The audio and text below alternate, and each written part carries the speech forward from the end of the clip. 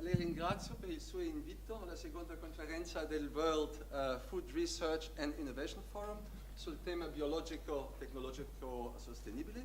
Sono contento di contribuire ai vostri lavori. In my presentation, I shall take up some of the points mentioned this afternoon and put them into a broader EU policy perspective, focusing on the links to research and innovation. I shall address 5 points: food security, the bioeconomy, the circular economy, organic production, and Horizon 2020. Food security first. 1 in 8 people in the world are undernourished, yet more than 1 in 3 adults are overweight. Meanwhile, we waste 30% of food produced. The global convergence of diets towards Western models radically increases the climate and energy footprint of food.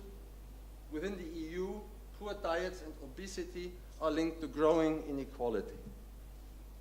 Climate change, extreme weather, the growing world population, evolving diets, reduced access to critical nutrients such as phosphates, increasing competition for land, water, and other natural resources are complex, interlinked challenges to which previous speakers have referred in their presentations. Society is also asking for farming with lower environmental impacts. This creates an overall challenge for food security at the global and European level. While it is unlikely that there's any single or easy solution to tackle food security fully, it is clear that research and innovation are being strongly called upon to find answers and provide solutions. There are burning issues and questions linked to food security. Probably you've already read them through while I have been speaking. These questions of relevance to the food system as a whole are also challenging organic production to contribute through its practices and technologies to innovative solutions.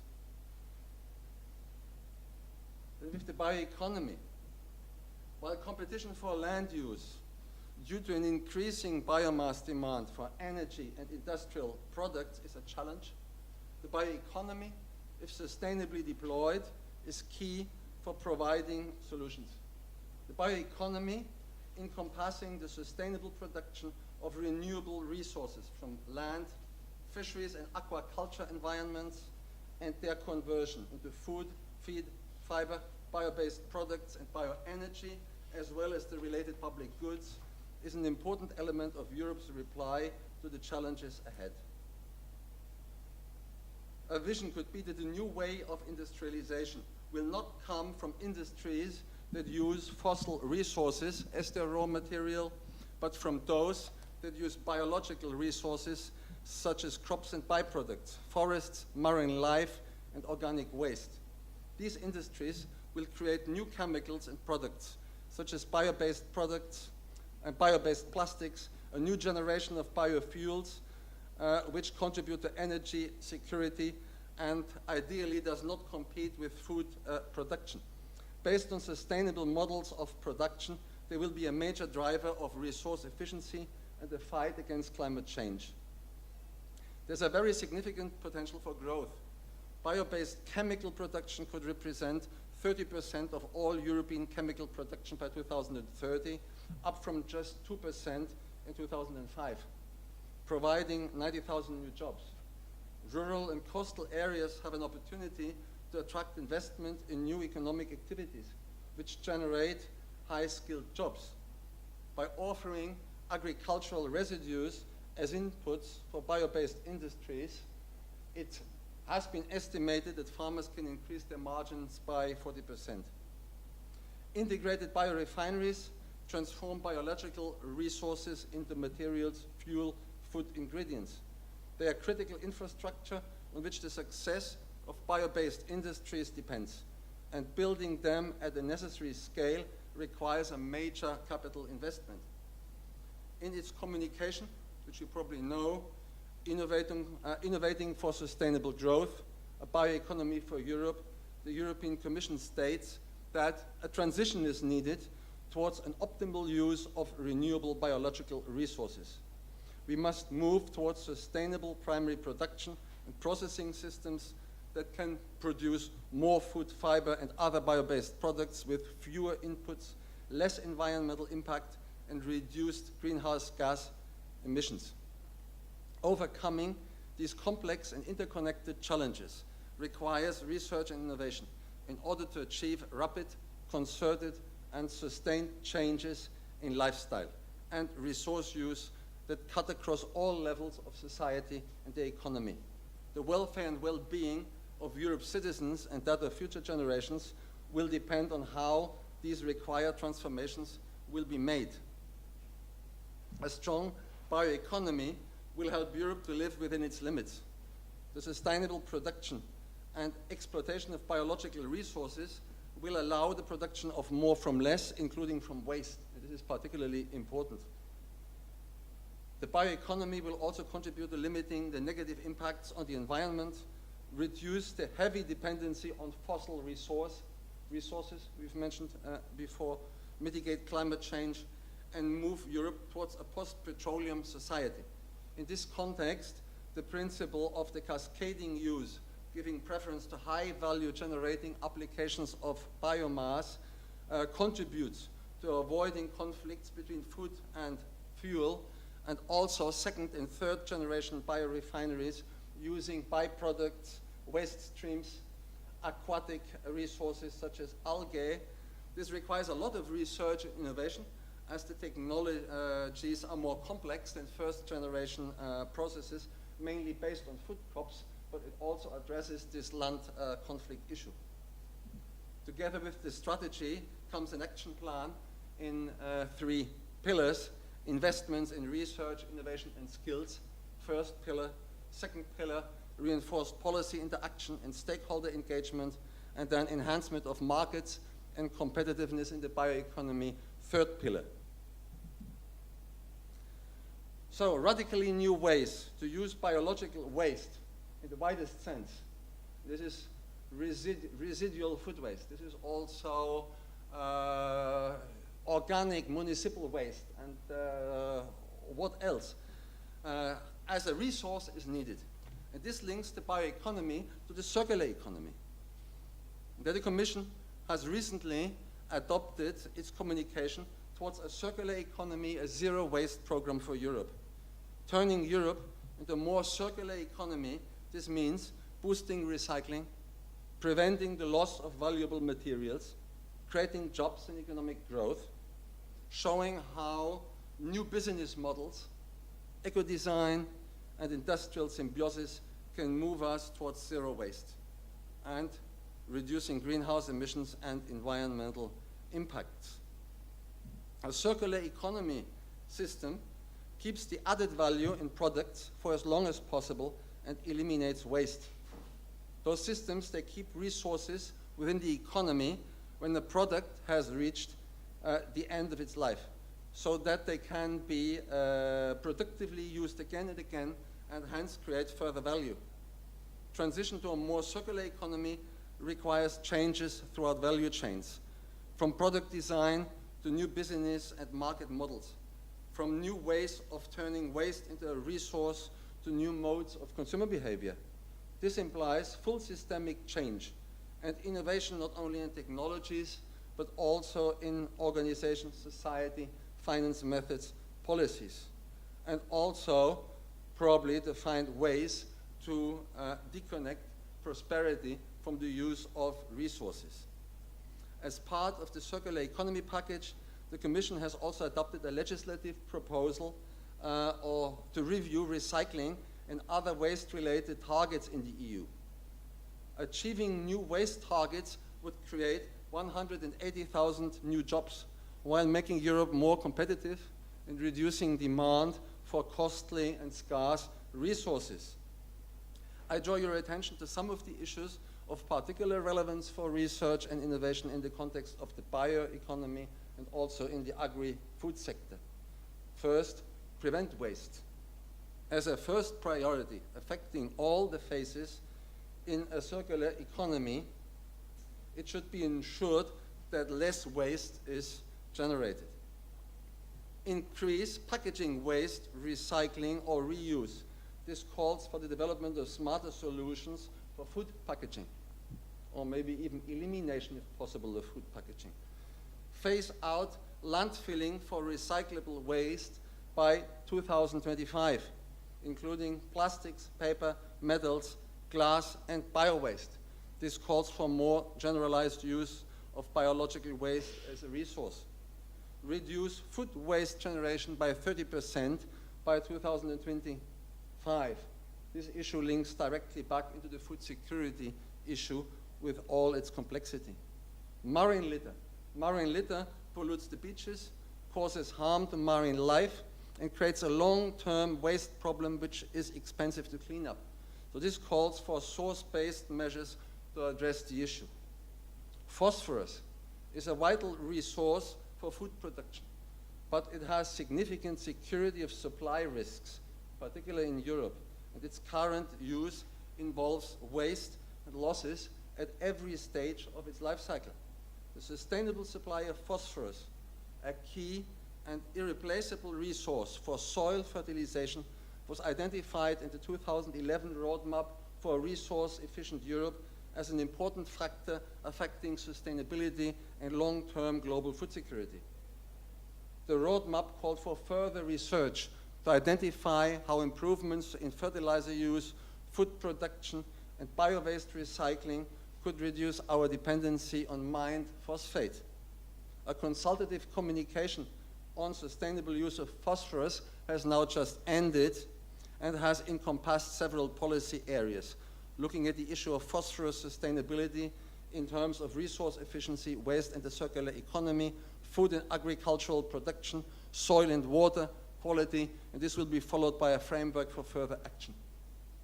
Increased resource productivity would also have positive inputs on job creation and growth of GDP, while contributing significantly to the sustainability dimension of growth.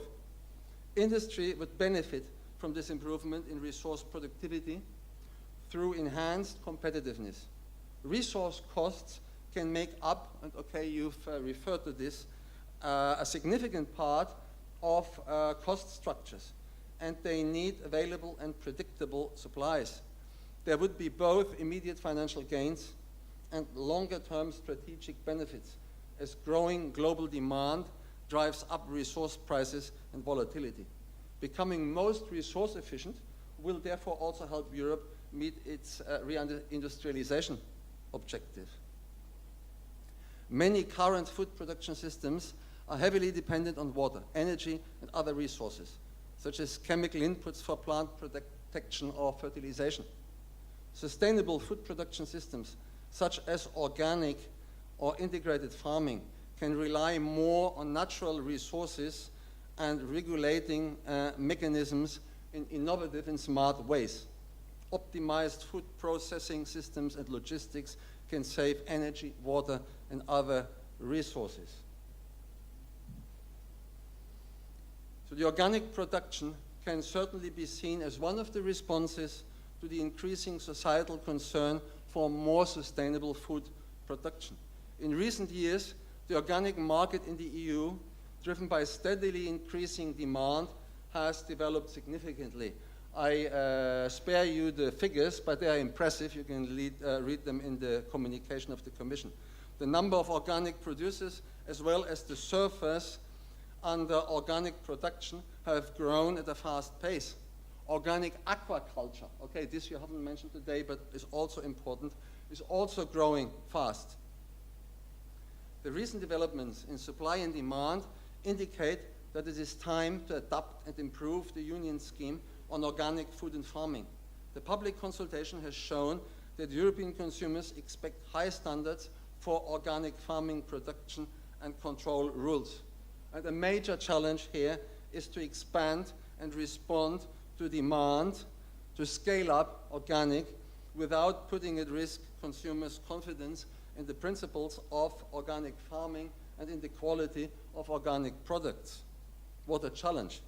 In that respect, too many exceptions to the rules, some of which have become obsolete in the context of changed market conditions, risk undermining the integrity of organic farming. Imported products play an important role in the supply. In that respect, the related rules need to guarantee the development of trade of organic products while preventing at the same time the watering down of organic principles or the weakening of the control standards. Organic production has to maintain its innovative role in influencing non-organic production with its rules and the techniques applied. To help organic farmers, producers and retailers adjust to the proposed policy changes and meet future challenges, the Commission has approved in 2014 a new action plan on the future of organic production in Europe for the period up to 2020, focusing on 3 priority domains. The first one is to increase competitiveness of European Union organic producers by increasing synergies with other EU instruments, by addressing technical gaps of organic production, with research, innovation, and their dissemination, and increasing the information on the organic production sector. Second priority is consolidating increasing consumer confidence, and thirdly, the external dimension of organic food. The action plan recognizes the key role of research and innovation to overcome challenges in organic rules. Organic production has become a highly specialized agricultural system which requires specific professional education, knowledge, and technologies. There are a number of challenges with regard to production of plant and animal products which within organically managed systems. For instance, because of the limited availability of some inputs in their organic form. Major constraints are related to animal nutrition, more specifically protein and micronutrient supply, and the availability of organic seeds. These obstacles would need to be addressed and overcome, in particular in view of possible phasing out of certain existing exceptions and derogations to the rules. Further attention will be devoted to concrete sector development issues such as innovative methods for management of pests, diseases, weeds, alternatives to copper products for ecological plant protection, reduction of energy consumption by greenhouses, improved soil fertility, improved energy use, coexistence of organic farming with non-organic agriculture. All those ideas you find in the research chapter of the action plan. Ingredients and techniques compatible with organic food processing. The availability of organic protein feed has been analyzed by several EU-funded research projects as on organic and low-input agriculture. Nevertheless, research into protein crops has remained limited compared with other production sectors, with the result that protein crop yields have fallen behind in the last decades. Renewed investment in research into protein crops could help narrow the gap again, leading to greater yield stability and product quality so as to make protein crops more profitable for farmers and the entire supply chain. Research could also lead to improvements in animal nutrition, feed efficiency, breeding and husbandry in organic production, if it focuses on increased sustainability, resource efficiency, including water and soil protection, biodiversity, as well as adaptation to and mitigation of climate change. Availability of organic seeds, livestock material, and juveniles and seed of bivalve mollusks is also an economic and technical challenge for organic producers, which needs to be addressed appropriately. Organic aquaculture producers, they indicate that the availability of organic juveniles and bivalve mollusk seeds represents a factor limiting the growth of the sector. Although the situation seems to have slightly improved for organic seed, there's an important use of exceptions allowing the use of conventional non-treated seed, and this is important to increase information intended for producers on the availability of organic seed with a database at European level.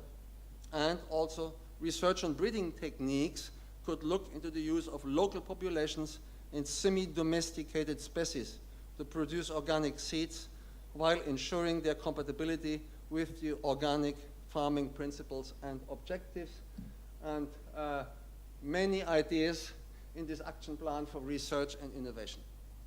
Horizon 2020, this is the EU's research and innovation program for the period 2014 to 2020, is offering massive and new opportunities for R&D in Europe that will support and accelerate the technological transformation and recovery of the European economy.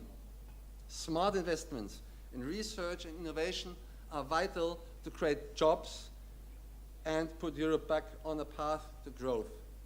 Horizon 2020 is designed to address the challenges Europe is facing through funding excellent science, technology, and innovation. It is central to the Europe 2020 strategy on smart, sustainable, inclusive growth, the Innovation Union flagship to create a knowledge society, and the goal to complete the European research area as a single market to knowledge. Horizon 2020 has three priorities. Excellent science. This is the foundation of economic prosperity and well-being. This goes through through the European Research Council. Then leadership in industrial technologies. Innovative companies are at the heart of job creation and growth. However, Europe lacks such companies, particularly among small and medium-sized enterprises. Key enabling technologies, such as advanced manufacturing, microelectronics, nanotechnology, biotechnology, underpin innovation across many industries and sectors. And there's no reason why those technologies could not be also interesting for organic production. Just think about the possibilities or the potential of IT for precision agriculture and so on. And then, thirdly, societal challenges. Europe faces major challenges affecting all our lives directly, food security being one of them, and meeting the concerns of citizens and society. The EU policy objectives relies on research and innovation. This requires a broad and a multidisciplinary approach that brings together researchers, industry, public bodies, and users to create innovative solutions that will meet people's needs. And I think this multidisciplinary approach is probably one of the real important features in Horizon 2020. In particular, Societal Challenge 2, with its long name of food security, sustainable agriculture and forestry, marine maritime and inland water research, and the bioeconomy, addresses the challenges and concerns discussed today linked to food security and sustainability.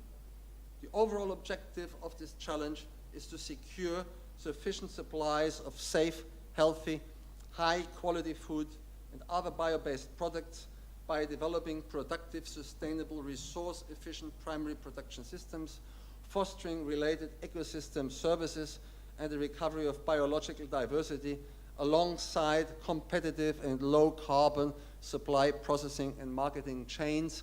This links back to all the things I told you before about the bioeconomy, about food security, the circular economy, and so on.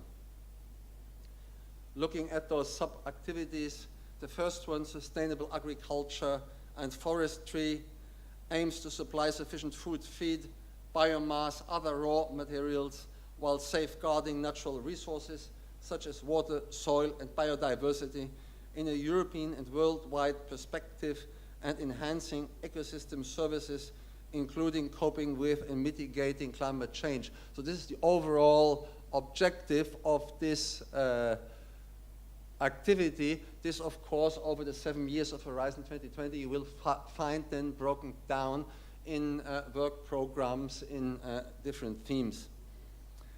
Under sustainable and competitive agri-food sector for a safe and healthy diet, the aim is to meet the requirements of citizens and environment for safe, healthy, and affordable food, and to make food and feed processing, distribution, and consumption more sustainable and the food sector more competitive, while also considering the cultural component of food quality. Okay, this aim resumes at least a handful of the presentations we've listened to this afternoon.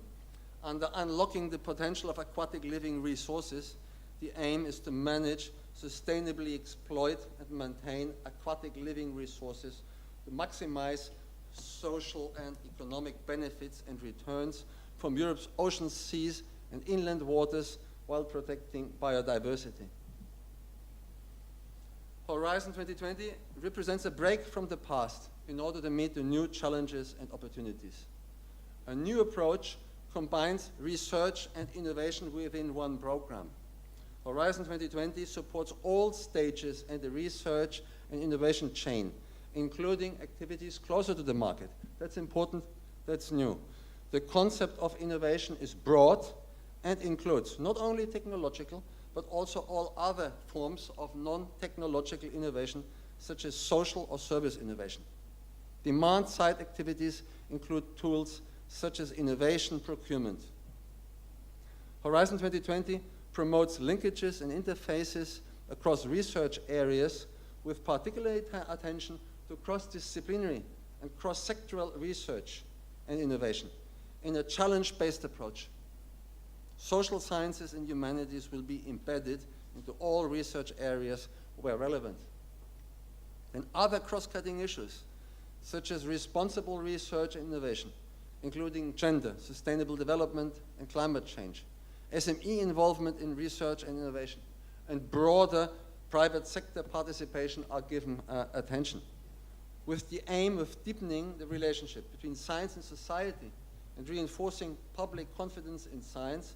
Horizon 2020 should foster the informed engagement of citizens and civil society by developing responsible research agendas that meet citizens and civil society's concerns and expectations. And then multi-stakeholder approaches. They aim at more demand-driven innovation through genuine and sufficient involvement of various actors, including end users, such as farmers groups, fisher groups, all along the project, from the participation in the planning of work and experiments, the execution up until the dissemination of results and possible demonstration phase. And Horizon 2020 also provides a major simplification with a single set of rules, less paperwork, and faster funding. The aim is to attract the best researchers and innovators regardless of where they are located. With this, I come to my conclusion. Horizon 2020 can bring about solutions and tools to further improve the performance and uptake of research results on organic production. Horizon includes various mechanisms to promote research and innovation, demonstration, coordination, networking, and training, including SMEs. Participation of the organic farming sector in the European Innovation Partnership on Agricultural Productivity and Sustainability, the so-called EIP, will be essential for boosting innovation and improving cooperation between science, farm advice, and industry worlds. Between 2000 and 2012, 49 funded research projects on low input and organic agriculture have strengthened the research and innovation capacity of the organic sector. Strengthening the translation of knowledge gained through research into actual practice, in particular on production methods, would increase efficiency of research results and improve the sector's performance. The technology platform for organic food and farming research, the TP Organics, would also play its role here. And there's also potential to further enhance the coordination of research funding activities for the organic sector through ERA-nets and joint programming. And last not least, Horizon 2020 offers the high level of research and innovation required so that the agri-food sector, including the organic sector, improves the desired resilience, sustainability, and productivity of the food supply chain, fosters the well-being of European citizens, and increases its competitiveness, creating jobs and growth. Vi ringrazio per la sua attenzione.